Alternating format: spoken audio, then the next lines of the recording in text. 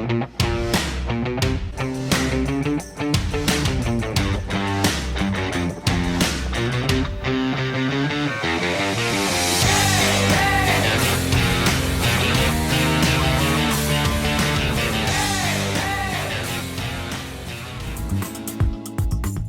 Rosie and Bill Show wish to thank our primary sponsors. The Mallon Agency, located in Springfield, PA, where they take pride in exceeding expectations every time. The Roselli Agency. Brian and his team of insurance professionals have been serving the needs of Chester County for more than 2 decades. Anthony DeCecco and our friends at Tennis Addiction are ready to serve all your tennis needs at their beautiful facility in Exton, PA. I love the people of Ohio, but like the Buckeye fans, I don't. Like they're obnoxious. I mean, anytime you're in a room and you say anything about sports, half the people go, OH! See? I-O! See, it takes 2 of these idiots to spell their state. Welcome, everyone, to the Rosie and Bill Show. If you could use a laugh or a smile to brighten your day, our guest this week is just what the doctor ordered. From BET to CMT, SiriusXM to Last Comic Standing, his brand of comedy appeals to audiences everywhere. Please welcome to the Rosie and Bill Show a man who was once a pretty big deal in the peanut butter game and one of the flat-out funniest comedians in the business today, Greg Warren. Greg, welcome to the show. Hey, guys. Thanks for having me on, man. Good to be here. Yeah, we're really excited to have you on, Greg. You're hilarious. And Thank you. Before we get to your successful run in the peanut butter game, we'll get back to that, in a jiff. We're going to give you back to you as a young man growing up in St. Louis, and I do apologize for those puns. Anyway, what was it like, splitting your time between wrestling and playing the clarinet in high school band? Well, it was good. I took a lot of the guys made fun of me quite a bit on the wrestling team. And yeah, I don't know. It's funny. Like they say, like, I was good at the clarinet. I was probably better at wrestling. I think I quit the clarinet my senior year. I didn't do clarinet because I wanted to write for the school paper, and it was like offered during the one period, so I had to pick. I don't know, like my mom was really all about musical instruments, and you think growing up, it's like, well, why is she so into music? It has something to do with like brain development, I guess. If there's something, my inability to form a sentence right now would not indicate that that I really my brain did develop. But yeah, there's something to do with that. Have you guys heard about this? Like, yeah, I guess reading music and pressing the keys and all that supposedly really, really helps you develop. So when you were in high school wrestling, yeah, did you ever use your comic ability to unseat your opponents in any way? No, it was, I was very, very serious when it came to wrestling. Yeah. I think I definitely remember using, like, I wrestled in college, and it was very serious and it was stressful. And I remember using humor a lot to sort of like deal with we'd be I think we'd be in a car or on a bus or something going to practice. And it's just like this impending doom. College wrestling is brutal. You're just like, this is going to be the worst hour and a half of my life. And it was just like it was not fun. So I remember just trying to make everybody laugh or make myself laugh, just something to distract you from the fact that you're about to get your head beat in and be exhausted. So yeah, I'm trying to think. So one time my buddy Chip Bunner and I were in the training room at University of Missouri. And there was this heavyweight on the team, Bobby Henderson. He was like, I don't know, he's about 300 pounds. And we thought it'd be funny to order like Domino's to the wrestling room to practice. So we called Domino's and we ordered a pizza for Bobby Henderson. And we forgot about it. We didn't think they'd do it. And we were like in the middle of practice, and the Domino's dude just walked into the practice room with a pizza. And he's like, I have a pizza here, sir. I have a pizza. Like, our coach is like, what are you doing here? He's like, I have a pizza, sir. He's like, who's it for? He's like, Henderson, sir. And he points at Henderson. He goes, does he look like he needs a pizza? Get out of my wrestling room. And threw him out. It was glorious, man. It was great. So you totally threw Bobby Henderson under the bus. Did he get completely. Yeah. I think I didn't say anything about that until my senior year, coming home from the national tournament. My career was over, and me and Roper were in the van or something. And he's like, that was our coach. He's like, Warren, that was you that ordered that pizza, was. I was like, I don't know what you're talking about, coach. Yeah. We definitely, we threw Henderson under the bus. We were always doing like crazy stuff like that before practice, just anything to distract yourself from the fact that you're about to go to wrestling practice, which was unpleasant. And yet you did it 4 years.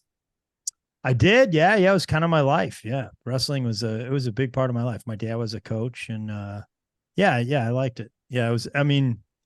On the mat though, it was a very serious, you're just too exhausted and too tired to really like goof around in a wrestling match. Yeah. Now, back to the college situation. So how would you say, Greg, you just shared some of those experiences from your college wrestling, but how did your overall college experience help shape you as a young man and as a future comedian? That's a really good question. I was a journalism major.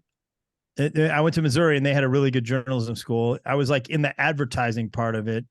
So I think in some ways, I think it probably helped learning to communicate effectively. I do remember we had to do like an ad campaign, and mine was on Jell-O. And I remember I was like, I don't know what I'm going to do here. And I just was like trying to I made the class laugh, and I made the professor laugh, and I got a good grade for it. Yeah. I remember my friend Buddy Smith on the wrestling team. So Buddy and I were real tight. And so I did this ad campaign on Jell-O, and I did up the whole campaign, but you had to have like storyboards for the different parts of the TV commercial. And you were allowed to get somebody else to draw for you if you couldn't. I'm a terrible artist. My friend Buddy's a really talented artist, and Buddy's black. And I was like, hey man, can you do these storyboards for me? Do pictures. And so I dropped them off, and I picked them up like right before class, and I looked at them, and they were great, but it was just everybody in every one of my Jell-O commercials was black. And I saw him last weekend, and I was like, why'd you do that? He's like, I don't know, man. I thought it'd be funny. So I had to explain why nobody asked me questions, because what were they going to say about it?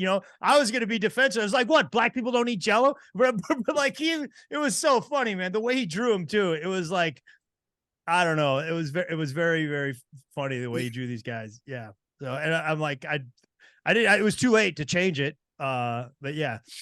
What difference does it make anyway, right? It could have been a commercial with completely. Yeah. It just was an interesting choice for me, who's about the whitest guy that and it wasn't like they were doing anything. Like, these guys were playing racquetball, and Buddy's got them looking like not like racquetball players. He had him a couple of them ceremonial African dress and stuff like that, playing racquetball. What's the professor gonna say? He can't say anything about it. So I did get an A on that project. But yeah, that was I ran into Buddy, came to a show literally Saturday night. I haven't seen him that many times. And that guy, it's funny, some of the characters in wrestling, Buddy's about the funniest person I know, and I know almost every comedian in the country. So yeah, man, I think the experiences shape you. You do. There's a work ethic in wrestling. and there's sort of this thing about like, you have to be sort of a self-starter, and you have to sort of, oh, I don't know, you sort of face impending doom every day. And, there's also, you lose sometimes. I was good, but you lose sometimes, and you have to deal with that. And show business, there's a lot of ups and downs. There's definitely, I've taken some losses, some very public losses. So I think it did, sort of help me learn that. And it also sort of helped me, it seems obvious, but it's like, when I was a kid, I was pretty good at wrestling, right? My dad was a coach. I was like, when I was like 8 and 10, I was beating almost everybody just because, I don't know, I just had an aptitude for it. My dad was a coach. Then I got to high school and I lost a little bit. And I started realizing like, oh, there's this relationship between working hard and winning, which seems like, oh yeah, obviously, but there is a point, I think, in every kid's life when they sort of come up against their own limitations, and then they realize, oh, you put effort into this thing and it works. And comedy is like that. The tricky thing about comedy is like it's never on the timing that you want. Like I always say, like, okay, write for 3 days, you'll get nothing. Write for 60 days, all kinds of things will happen. That's definitely a discipline and a dedication. Well, I don't want to go so far as to say that, not compared to probably everybody else that I always say like discipline, but then they're like, yeah, let's look at what you did today, Greg. That doesn't look a whole lot like discipline. But I do pretty often. I do try to, I've got a million, like, let's see where we got. Yeah, there's about 80 billion little pieces of paper like this around my house with, notes with,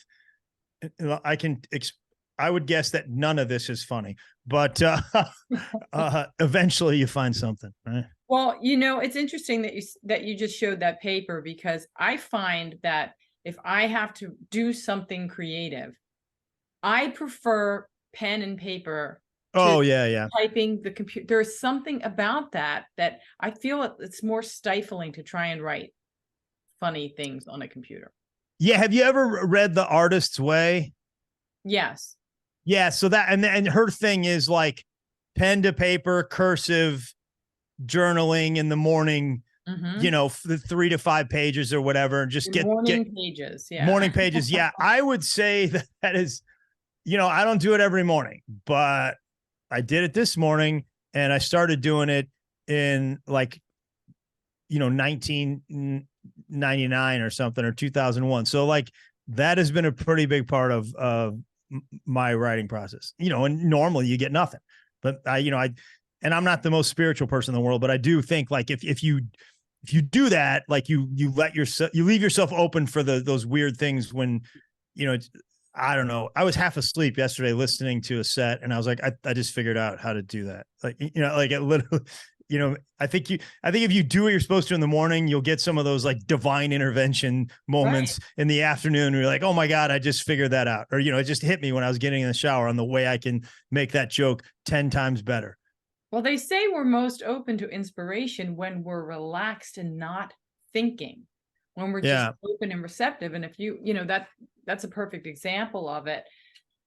When you talk in your act about your job at Procter Gamble, and yeah, and it's great stuff. Oh, thanks. Thank you. When did you really? I mean, was there really, in truth, that kind of struggle for you to, should I take the job? Should I not? Like, what brought you to that career? And peanut butter. How did you cowardice, get I think. Well, I do remember, like, I got out of college. I was in grad school, but it was there mostly I had a year of eligibility left in wrestling, and I wasn't taking it seriously. So I got done with wrestling, and I was like, okay, I'm done. And I went to Chicago, and I was going to do comedy back then. This was when I was, 21 years old, 22 years old. And I couldn't handle it. This girl broke up with me. This girl that I was very in love with. So I was like lost, and there was no structure, and I had had that structure of wrestling since I was 5. And I was just like, I don't know what I'm doing here. I can't do this. Like, I'm going to go in a bad way. So I was only up there for like a couple of weeks, and I moved back home and I started looking for a job, and I got the job at Procter Gamble. And I was doing comedy like on and off that whole time while I was working at P&G. And I was trying at the end. I was such a coward. I was still scared, like, cause I was doing well. I was making, a lot of money, and I was, I don't know. I had like all these stock options and stuff. And I was like, I can't leave this. I have to do both. I was trying to straddle. I was trying to get them to transfer me to New York or LA. So I felt like I could do comedy in LA and and then I was like, no, you got to take a leap here. You just got to do it. It makes no sense. This is probably not going to work out. I'll probably be selling some consumer product to grocery stores in 2 years. But let's just do it. And, that was 2001, and I haven't had to sell anything since. So, and it was, I've tried, thanks for watching that, because I've tried 50 times to figure out what's funny about my experience with Procter & Gamble. And I never really could quite find it. And then over the pandemic, I started screwing around with because I know all this stuff about peanut butter, and I am passionate about my products. Did I dial it up a little bit for the, for the effect? Yes, but that's sort of, I think what's funny is you take truth and then you dial it up, or, absurdify it or whatever. But yeah, like I know all that weird stuff about peanut butter. I know that creamy outsells crunchy 4-1. Now those are, 2000 or 1999 numbers maybe, but I would the assume crunchy guys get off work earlier too, right? Exactly. Yeah. There you go. You did watch. Thank you. Yeah. So So I, and I started, and you couldn't during COVID. There was nowhere to do the jokes for a long time. So I was like, I still remember doing peanut butter jokes, walking. I'm sure people thought I was insane. I can remember doing some of that GIF material to myself because there's no stage time during COVID. So I was walking up this hill. Look at that. That's a creamy baby. I believe that's a 40 ounce from what I can tell. It is a 28 ounce. 28. Oh my gosh. And this is not just bigger on Zoom. This is not just a prop. This is half gone. Oh my God. Yeah. Look at that, man. Used product here. Yeah. Good for you. Good for you. Straight creamy. It's you must be a choosy mom. Yeah. Well, I used to have, we grew up with Skippy, and my sister came home from Georgia one day and she took out the Skippy. She's like, this is horrible. Yeah. And she bought Jif. And since then we've been a Jif family. Yeah. I mean, you and I are around the same age. I think you're a little younger. When did you grow up? When were you in grade school? In the 80s? I'm not going to answer that question. Okay. Well, whatever. I'm trying to think of an era. There was some abusive children back then. And your mom's giving you Skippy, and I'm not saying, she didn't know any better. That she didn't know any better. Probably. I'm not saying that your mother was a bad mother, no. But I will say, she didn't know any better is what I'll say, and then thank God your sister got out into the world and, found the truth. And you know what, more than anything, I admire your mom for admitting she was wrong. A lot of people, they'll double down on a garbage product like Skippy or something. And hey, listen, I don't know how you grew up either. Maybe times were tough and you had to buy Skippy. Maybe that was what was going on. Yeah, I think that was it. Yeah, maybe that was it. Maybe your mom had, 3 jobs and 30 kids, and that's why she's giving you Skippy. I don't know. Okay, there's a lot of there's a lot of there was a lot of that going on back then, is what I'm trying to say. Yeah. Definitely. There really was, and I couldn't even afford peanut butter in my house growing up, so I guess I had it even rougher. But Greg, I have to tell you, one of the things that I love most about just your whole everything you do is you take the ordinary, when you look at like nurse titles, health insurance companies, things that anybody can relate to, and you just turn it into just the funniest things I think I've ever seen. And it's just, I think thanks, that's buddy. part of the magic of what you do is anyone can relate. Even those like me who barely could have peanut butter growing up can relate to how funny you are. And I just want to compliment you on that. Oh, thanks, man. And I applaud your parents. I think it's better to just not have peanut butter, than be like somebody like Rosie's mom and try to give you guys Skippy. It could have been a much worse upbringing like Rosie had. It's better to just not have peanut butter, is what I'm saying. You could have wound up like with some sort of store brand or that's what I was going to say. Like the white label with the black and red letters, peanut butter, and it may not have even been spelled correctly. I'm not sure, but that's abuse. Like right Frank, there. Are you ever afraid you're going to run out of jokes? Do you ever have dreams? When I used to waitress, I would have dreams. I worked at a restaurant in New York City, and we had a restaurant in Times Square and a restaurant on the Upper West Side. And I would have dreams that I had tables in both restaurants on the same night, and I would be running down Broadway. Yeah, wow. So do you ever have dreams that you're going to run out of jokes? Yeah, I mean, these that's not that doesn't need to happen in my dream. That's a legitimate concern. I just put out an hour and I got to find another one. And I've done it a few times. And it's interesting because, I don't know, it takes me 3 years, I think, between specials to write an hour of comedy that I really, really think is worth putting on tape.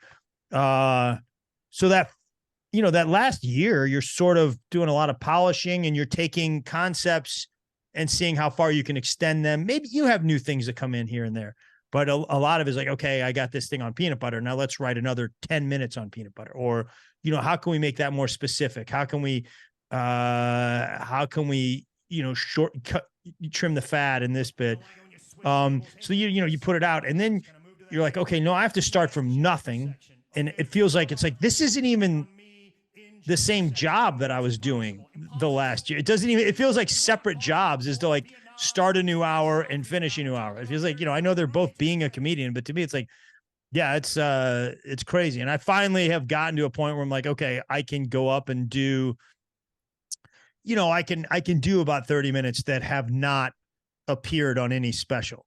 If you were somebody that's seen me over the years, you'll recognize some of it. You'd be like, I've seen him do that. Yeah, I did, but it wasn't funny enough at the time to put on a special. So I got to retool it and it looks a little different. And my sort of code is like, unless it's on tape, unless it's on a special, it's fair game for the next thing. Greg, I have to tell you one thing. As you were saying that, I was thinking back to something that Craig Shoemaker told us when we had him on the show recently. And it was like, he said that when you go to see a singer or a band, you're going to see and hear their greatest hits. Yeah. So he uses a lot of the material today that he used 20 years ago. Now he'll sprinkle in some new stuff, but he said that's really what he thinks his fans want to come and see. So how do you feel about that? I think it's a healthy mix in my mind. I think for me personally, there's a million different ways to do it. Craig's a really funny guy. I think for me personally, if I don't write new material, I get real stale and the job's not very much fun. That's the challenge for me. Now, if you come see me in the next month, you'll see probably maybe a half an hour that's never been on a special, and you'll see 10 minutes from the salesman, the peanut butter special, and then you'll see 10 minutes from my field corn special, and you see 10 minutes from, like, you'll see a little bit of stuff here and there moved in. And I have a couple of jokes that, like Craig's, I have a couple of jokes where people just they feel like they want to hear it, so I usually wind up closing with those. But I do think for me personally, like if I don't innovate, if I don't come up with new stuff, I don't know, something's broken. It's just, it's, Yeah, well, why not, right? Life is ever changing. There's always someone doing something stupid or something to comment on, yeah, man. Yeah. I mean, if you've seen my show, a lot of times it's me that's doing something stupid, but That's okay. and that seems to be happening with more frequency. It's working. Comedy shows. Obviously, you do a great job engaging your audience. Can you share with us what has been kind of the craziest experience you've had with an audience member, or a story, something that really jumps out at you? There's so many crazy things that have happened to comedians on stage. My friend Ariel got a full beer thrown at her on stage. I was down in Key West not that long ago, and like this girl she just came up on stage, and she was just, I was doing my act, and then she was just right there, talking to me, and I'm just like, all right, this isn't how this thing goes. She was just really drunk. So when you add alcohol, it's like it's not all that. Right. You all have drunk friends. Like it's there's not much they can do to really surprise me anymore. Every now and then they'll say something funny. That's rare. Usually they'll shout out something and it's like, okay, that's, stupid or whatever. But every now and then it'll be like, yeah. And then you'll be like, wait a minute, what did you say? Like every now and then. That's happened like 3 or 4 times where I'm like, okay, I really need to remember that. I'm glad I'm recording this because you just wrote a punchline for me. It's rare, but it happens. Yeah. Absolutely. So Greg, what can your fans look forward to as far as the second half of the year in terms of tours, material, anything in the works? What do you got coming up? Yeah, I mean, I like I said, I think I got a new half hour that's pretty good and different. So I'm really excited for people to see that, and things really get going here in the middle of August. I'm hitting, I'm probably out working somewhere every week through next March, so there'll be a lot of places for people to come see me, hopefully. And like I said, I'm starting to have some fun with this new material. Well, Greg, you're hilarious. We've had so much fun. Thanks, man. Thank you so much for coming on the show. I enjoyed talking to you guys. Yeah. You're a lot of fun. Yeah. I enjoyed talking. We hope you've enjoyed it as much as we have. Absolutely. Yeah. Thanks. Thanks. I don't know if you guys noticed the pictures behind me. Can you see a theme there? I don't know. No, I don't know the theme. What's the theme? Well, I'll give you a little hint. That's Warren Zevon behind me. Okay. And that is Warren G. Harding, the president. Is that Warren Moon? Oh, that's Warren Moon, Warren Sapp, Leslie Ann Warren. Chief Justice Earl Warren, Warren Haynes back there, Warren Beatty. Yeah. It's the wall of Warren. Okay. Yeah. There is a movie poster from War and Peace there too. Oh, I like that. I like that you put that together. Very good. Yeah. Well, Greg, thank you again so much. And folks, thank you for tuning in. We're going to get going because I have some peanut butter to eat. Oh, yeah, man. I was staying just right out of the jar. Huh, Rosie? That's the best way. Yeah. Actually, on a piece of melted toast is probably better. Yeah, that's good. It'll stick up to the, it'll hold up to the bread. I think if you get Skippy at a certain temperature, I don't even know if it, I think the government says you're not allowed to eat it. It explodes in the microwave, the Skippy. Yeah. All right. Well, thank you so much, Greg. Thank you folks for tuning in. We'll see you next week. This wasn't my job, I was in the peanut butter game. You think that's funny, man? I guess you've never heard a little thing called lunch. Like, I was part of that. Like, I sold Jif. I sold Jif peanut butter, right? Yeah. There's a reason why we're doing this special in Lexington, Kentucky. Jif is made here. Yeah. Jif is the best peanut butter, okay? It's the best peanut butter. Our motto was, choosy moms, choose Jif. Choosy moms, not all moms, okay? let's say maybe your mom who drinks in the afternoon and goes to the casino and forgets to pick up your kids from school. If that's the case, by all means, buy Peter Pan. Okay,